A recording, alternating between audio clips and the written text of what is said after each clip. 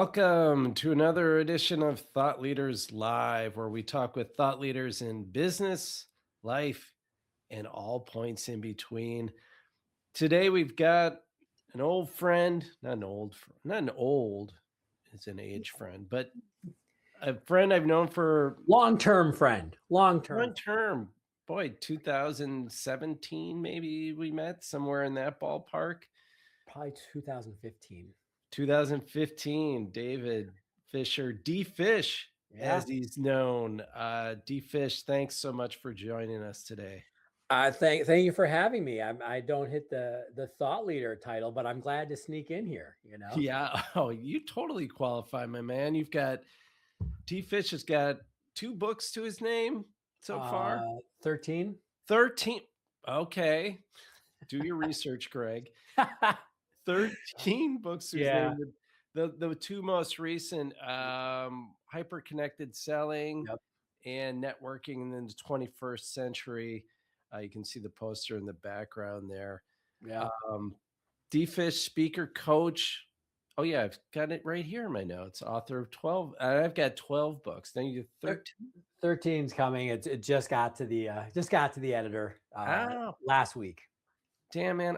I have so much respect for you for just producing those books. That is just, I mean, we talk about it. I've had guests on here, and I don't know how many people talk about writing books. To get one out there, much less 13, it's just amazing. Well, that's kind of you. It's I kind of look at it like people who run a lot of marathons. I've got a problem. Like halfway through it, I'm like, why am I doing this? I should never do this again. And then you finish it and you're like, oh, I could do that again. Yep, yep. I always say to people, like, if you're a writer, it's both a blessing and a curse. You What there's a great saying, I don't like writing, I like having written. I love that one. And Right. it's so true. But yet, yeah, every day sitting there in front of the keyboard, you still got to knock some words out. And you knock quite a few out, and you do a lot on LinkedIn. You're one of the most prolific posters I know, but you share so many insights on LinkedIn. If you're not following DFish, you should. Um, I do have to, before we jump in, we're going to be talking about combining online and offline to Yeah. build trust and credibility. And I got to tell the story about the first time DFish and I met uh, Yeah. offline, of Put all it out there. places. Yeah. We were at Orbit Media Studios. Andy Crestadina, a mutual friend, uh, used to have presentations there, wine and web. He'd have roll out the pizza, have people, guest speakers come in, he'd talk and just share insights. And I was sitting in the back where I like to sit so I can heckle, and sitting next to the gentleman on the show here. I didn't know him at all, and he stands up to introduce himself, tells everybody he's known as D Fish, and tells a little bit about himself, sits down, and then I stand up and I say, "I'm Greg Michio. You can just, I'm better known as G Mish." You And mesh. I think from that point, Yeah. we were bonded Exactly. with our nicknames. But D Fish, tell us a little bit about, beyond that incredibly amusing story. Tell us a little bit about your personal journey and what you're doing right now. Yeah. So the very long and not interesting story short is, I for a long time ran my own consulting firm, focused on sales development, skill development. Worked a lot with entrepreneurs, sales teams. Had actually started selling young. If anybody has ever had a college kid in their kitchen selling knives, Cutco knives, that's how I got my start, and paid my way through school doing that, and ran the office in Chicago teaching other kids how to do it. But it really gave me an understanding, and I'll even say a bit of a love of like just the sales process and the ability to engage and interact with people. And so I took that and ran Rockstar Consulting, my firm, for about 17 years, and kind of worked with everybody from small entrepreneurs up to some of the biggest names that you would have heard of as far as companies. and built a lot of my business strictly through networking, both offline, like you and I met, but I was an early adopter of LinkedIn, and for me, it was always just an extension of our offline activities. I was like, hey, this is a cool tool back in 2006, 7, 8 that we could use to engage, and so kind of built up my practice around that as well. And then a few years ago, I went to work with a company called SAS. We're a large data and analytics firm. And I went there to work with their enablement teams. And I run our social selling program there. So I got to take everything I was doing on my own and have found a nice home to do that with our crew over there. So that's kind of my professional journey. And along the way, just started writing a lot and have written a lot on networking on LinkedIn, hyper connected selling that you were talking about. Wrote a book of haiku because why not? Yeah. But yeah, so that's kind of my story. That's fantastic. Thank you for sharing. Let's talk a little bit about just the whole emergence of LinkedIn. I mean, we're a little bit older than a lot of people coming into the job market, and there was a time when networking face to face was a given. That's how you did business. That's how salespeople did business. You went knocking door to door. And then this LinkedIn came on, and then people started to kind of do it a little bit and a little bit more. And now it almost seems like it's kind of flipped. It's like there's so much on LinkedIn, and Mhm. you see so many people just pounding on LinkedIn. And it almost seems like the face to face has fallen by the wayside a little bit. Yeah, Are you seeing that? a little bit. I think this has always been a bit in tension, right? The online versus the offline. So I love the title and the topic you've chosen for our conversation because I think we forget how new social media is, just even the internet. Again, when I started selling, and I was still in college, like we didn't email people, right? Yeah, People forget that. Like I started out literally picking up the phone, yeah, calling people before caller ID, all of these things. So if we think about just how new a lot of this is and how it's evolved and changed, and it's not like this is a settled, accepted way that we engage and interact. It's in flux.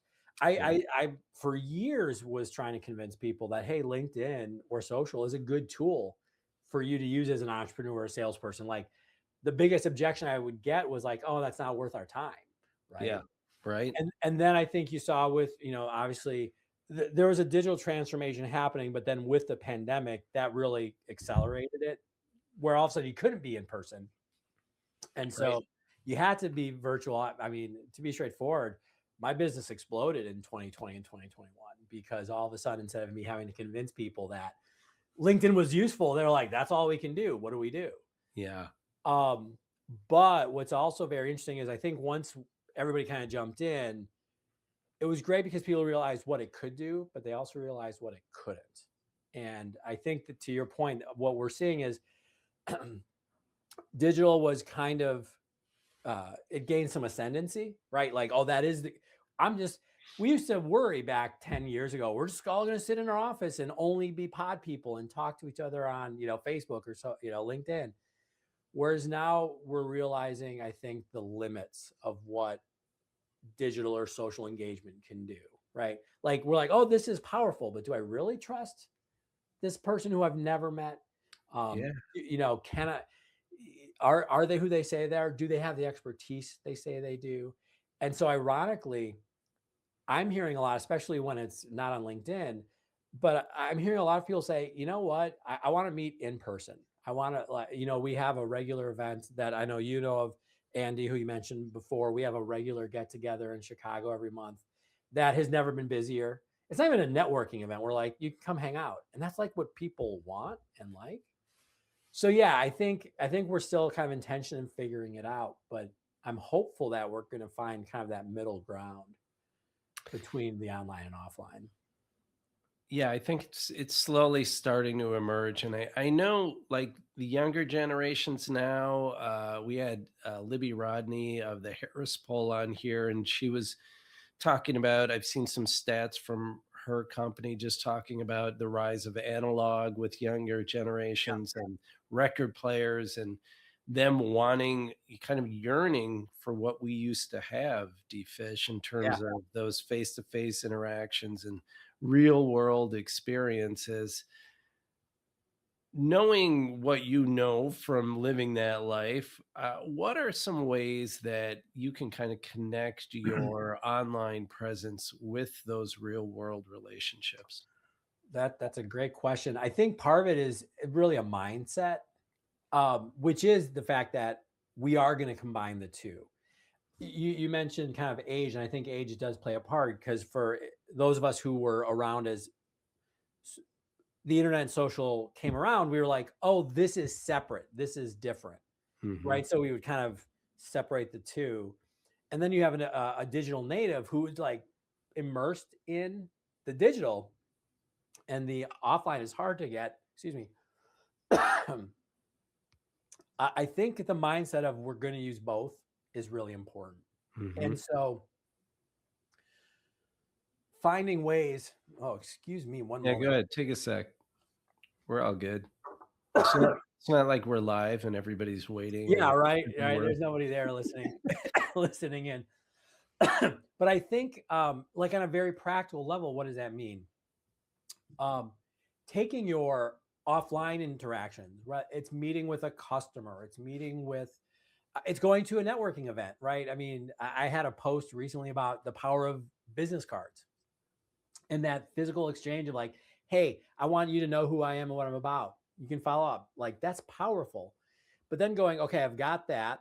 I've built that relationship. Now, can I take that into, for example, a LinkedIn connection and then continue to engage with that person in a very light way? Like, that's what I love about LinkedIn is it's not about becoming BFFs. It's not going to help you become a BFF with somebody, but it's going to maintain connection. You don't live in Chicago. We can't hang out like we used to in the back of the room at Andy's events, but Hmm. I still know what you're working on. And Right. conversely, you still know, like, just because we see each other's posts or, sometimes like or comments, like that's really powerful. And we didn't have a way of doing that 20 years ago, 30 years ago. So I think that's part of it. I think the other part of it, conversely, is if you have that relationship that started digitally, realizing that it's going to get to a point where if you really want it to be stronger, you've got to figure out, do I just have a video call with them, like a one-on-one interaction in person in place? Great. Is it other channels, whether it's email or the phone? Or where's the point where, okay, I've got to meet with this person, right? Like I've got a story, for example, a gentleman named Ryan Roten, another author, consultant, great guy, super smart. Um, we met each other through LinkedIn, probably about 2017, 2018. And he was on my podcast. I was on his podcast. The we had a chance in I think 2021 to meet each other in Austin. And it was amazing because first of all, we knew each other so well. So it wasn't like, oh, we're Yeah. first meeting. We're like, it's already the seventh date or something. But at the same time, it also like solidified something that we both were like, oh, this it just got real in a way that it wasn't before. So I think you have to kind of recognize that hey, I can do a lot in one milieu or environment. I can do a lot in another, but the cross pollination is actually what's important here. Well, you brought up a good point there. Things just got real. What do you think it could you delve into that a little bit more? What's the intangible there?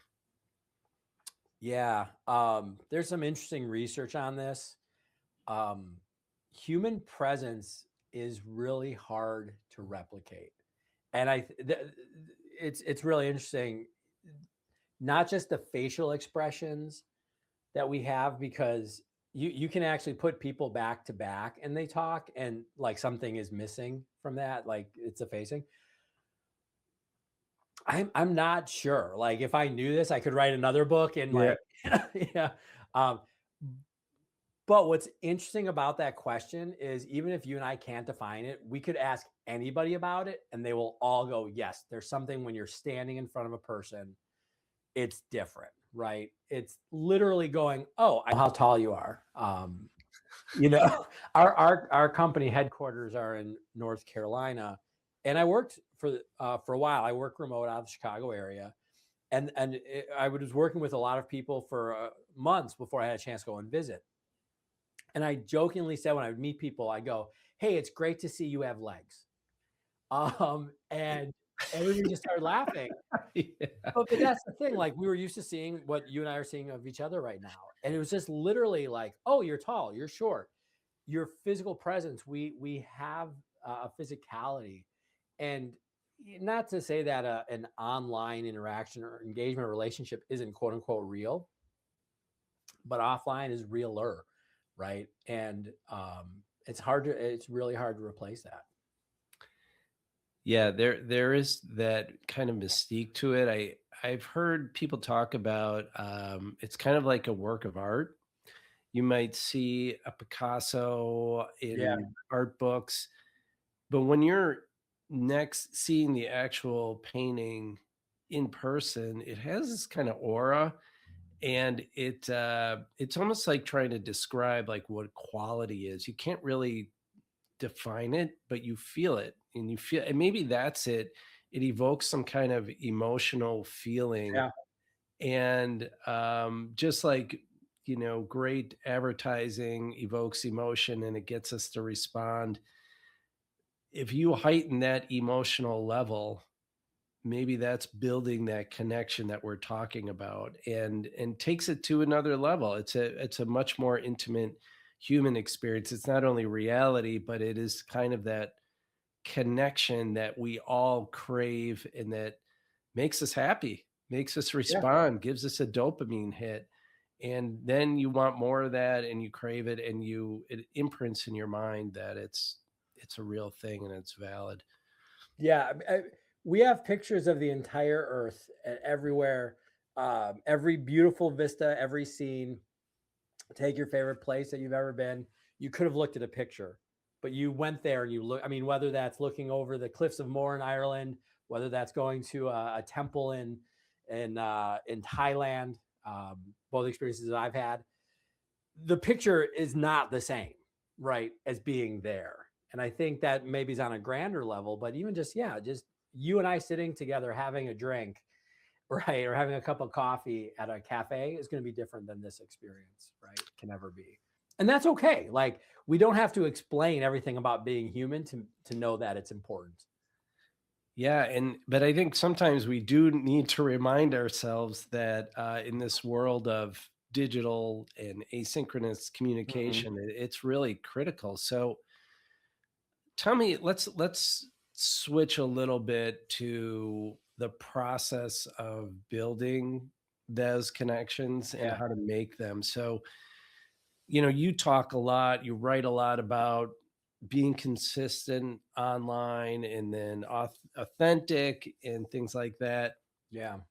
Is that, I mean, tell me about your process to kind of build connections and get to this real world point where Yeah. you're making face to face contact. It's a really good question, and looking specifically at the the online space, and let's very particularly to LinkedIn because that's where I spend my Yeah, professional focus yeah, for my connections. For everybody, LinkedIn, there's not one LinkedIn experience. We all have a very unique experience, which is something I think it's important to keep in mind, right? Your experience, my experience are different. Our algorithms are different. Our networks are different. What we're trying to get out of it is different, and that's all okay. For me, being present on LinkedIn was is very much about conversation, and that's kind of how I look at it. Like every time I post something, and for the last probably about 5 years, I've posted every single work day, once a day. That's kind of was my goal. wow. Last week was the first week I've taken off, I think, in about 4 years. Ah, Um, unbelievable. I'm not, and by the way, I'm not recommending if you're listening into that, I'm not saying you have to do that. I'm just Right. saying like that was it's in my job title, partially, right? And in fact, I think for most people that would be too much. Like if you're a salesperson, if you're a marketer, you don't have to be there all the time. Right. But but for me, my brain a little bit is like that consistency piece. I'm just like, I'm gonna do it, and it kind of forces me to show up.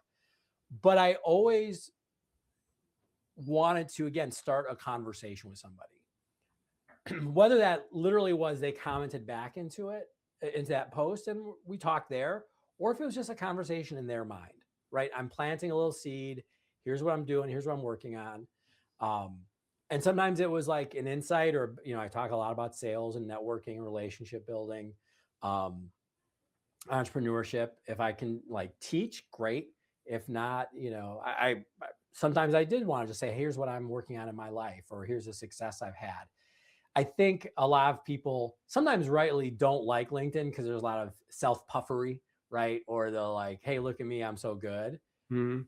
But the reality is if you've built a relationship with somebody, they want to know the successes you've had and what's happening in your life. I want to know, I've met your son, I know your daughter. Like I want to know about their successes, right?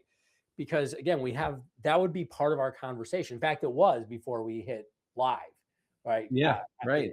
Like that's kind of the way I think about it. Whether it is about a personal topic, a professional topic, an industry trend, I want to think about me showing up and sharing something that starts a conversation. And you use the word authenticity. Like I, I, I think one of the biggest compliments I get is when somebody talks to me and they go, "You sound like what I expected," because Mhm. they've followed me on LinkedIn. They see that they're like, "Oh, the way you speak and right, the way you talk and this even like I like big words. I'll use big words in just because I like words. I'm a word nerd. Like I'll use them in conversation. I use them on LinkedIn. People are like, "Yep, that's who you are," and I'm like, "Yeah." Like that's what I think authenticity really is. It's not about like, oh, I've got to bare my soul Yeah. or be Right. vulnerable. It's really Right. just about what you see is what you get. Yeah. Does that make sense? Completely. Yeah, absolutely. And I think what you were talking about with conversation just kind of made me think about you and I talk a lot about commenting and how important Hmm. commenting is. And I think conversation should be a marketing metric now. And we've been doing this LinkedIn Yeah. show for a while, and I've just had so many great conversations and resulting new business opportunities that come of it. But in sales, that's all you want, right? You want to get conversations with prospects. And I think the beauty of commenting is you can get into a conversation with someone that Hmm. you're trying to connect with and reach. I mean, don't think of it as a comment, right? Think like you're saying, think of it as a conversation. 100%. And in fact, I hesitate a little bit when you say metric, and there's a very specific reason why. I think in digital the last 20 years, and I mean, you know this way better than I as far as the digital marketing piece, we've found ways to create attribution and quantification and like, oh, like how many likes do we get? How many comments have? And there's value in that, but it's also possible to go overboard. And so if we think about it from very much like a specific, like a sales perspective, there's a quote that one of my early sales mentors told me. He's like, what chop of the axe fells the tree? Hmm. Right? Is it the first one? No, it's all of them. Right? So Yeah. like what conversation is important? We mentioned the monthly get together that we have at a fantastic bar on the north side of Chicago called the Long Room. Awesome place. And if you think about literally, we have a happy hour, we all get together, have a drink, have a conversation, whatever you want to talk about is fine. To your point, all those are is conversations. What is a LinkedIn comment? Well, somebody said something back, and then maybe the person responded. So if you really want to find success, I think in the digital space, having that idea of like, I want to have conversations, right? I'm not trying to sell. I'm not trying to tell you why my solutions or my products or my career, like, oh, I'm great. I want to have that back and forth. Because if I can create that connection, that's human brains are big not to do quadratic equations. They're big to have social interaction. Like that's why they developed. So use it, right? Yeah. Um, and again, where is that digital? Is that offline? It's both. Right, right. Um, Tell me a little bit. One of the last points we wanted to touch on is trust and credibility. Mm. When there's so many people online, there's so much, content being generated out there. How do you build it, D-Fish? What are you doing to build your own trust and credibility? You actually do what we've been talking about, right? You know, how do you build trust, for example, in a digital environment where, quite frankly, I mean, I think we're going to have less and less trust in the digital environment. Like, is Right. that video true? Did you really call me? Yeah. Like, even digital video. I mean, there's companies that'll sell you, hey, I'll take your avatar and blast out, videos that look and sound like you to your prospects, and that's going to get people to take sales calls with you, right? We're going to be like, I mean, it's already hard to get our cold outreach to be effective. It was like that 10 years ago. It's Right. just gotten worse. So how do you build trust? I think a lot of it is what we're talking about: showing up consistently with an authentic voice when it's an important relationship, taking the extra effort to be like, hey, you know what, if there's somebody who, let's say you met somebody on LinkedIn and you're like, oh, I think this would be important. I think they could be a prospect, a customer. Hey, would you be willing to spend 15 minutes on a video call with me? Right? If they're local, go meet them.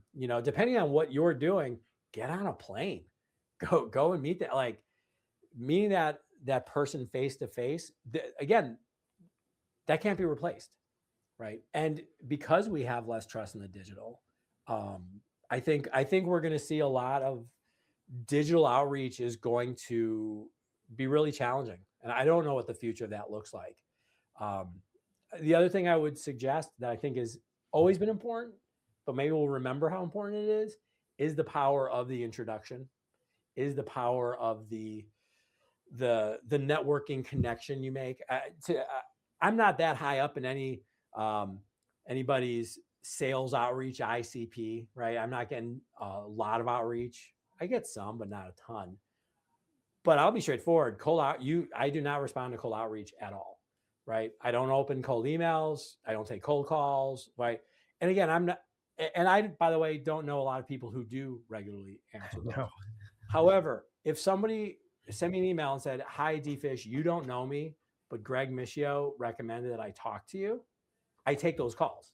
I go, Mm. great. Right. That warm introduction, like we borrow trust from people, right, to start our own relationship. That is going to be, I think, more and more important. It always was the way business happened, and we kind of got away from it. We're like, oh, it's just an email funnel, right? Yeah, right. That's how we're going to sell. Networks and like I said, borrowing trust from each other is important, and I think we're Yeah. going to see that become more important moving forward. That's a golden little nugget there. Okay, we're almost at the end of the hour, and Yeah. somehow we haven't mentioned AI. So, in this offline world, in this whole approach, how do you see AI integrating? Yeah, we're going to answer that in 1 minute. I I mean, to be very straightforward, I like some of what you've shared about using AI as a tool. I think we've done a really big disservice to the power of AI by the marketing hype. I think it was brought to market in a way that was disingenuous and too early. And I mean, I have some strong opinion. Come to the long room in Chicago, get a beer in me, and I will give you lots of opinions. But I think what's interesting is that in a world where communication can be automated for basically zero cost, at least in the near term, before we have to pay for all this, it becomes valueless, right? Like what actually becomes important? The fact that I'm going to spend a half an hour with you talking, right? Like you talked about trust. I have yet to see an AI system that it can fake trust really well, and I think some people will be fine with that, but I do think a lot of people will be like, no, I want to like I have to make an important decision. Even just in a sales role, I I know your wife is in a similar field to mine. Like I think of therapy, right? And there, when AI therapists came out, my wife was like, "I'm not worried." Yeah. Not because they couldn't give you good information, but she was like, the point of therapy is not the information, right? As a human being, I know what my problems are. Like if you really, like I know, but I still do the wrong things or I make the wrong choices or I have the wrong patterns or the human feeling isn't aligned with what I know I should do. Right. That human experience becomes even more important, I feel. And it's in business as well, right? Who are the leaders we choose to work with that we love? It's not because they were the smartest or had the best answers. They cared about us. They were invested in our development and our experience, and we followed them, right? So I'm trying to wrap everything up in Yeah. seconds, but that's kind of how I see it, at least at a high level.